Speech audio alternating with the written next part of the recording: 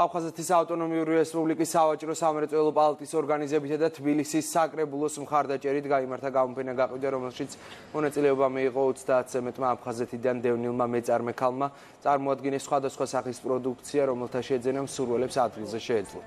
ღონისძიების მიზანი დევნილი მეწარმე ქალების პროდუქციის პოპულარიზაცია და მათი ეკონომიკური საქმიანობის გაძლიერება.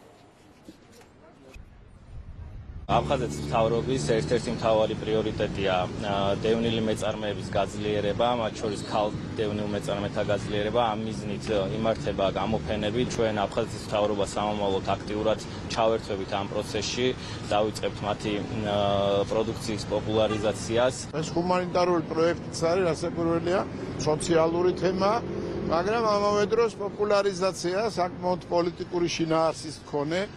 გახსოვდეს აფხაზეთი, საერთო სახელი შეიძლება დავარქვათ და წარმატებულებიც არიან და ვფიქრობ, ეს დამოკიდებულება თვითონ მათი დევნილების საერთოდ აი ამ პოლიტიკური საკითხების მიმართ, აი ამ აქციის მიმართ, რასაც ეხლა ატარებენ, არის მისაბაძი, საყურადღებო და გასათვალისწინებელი.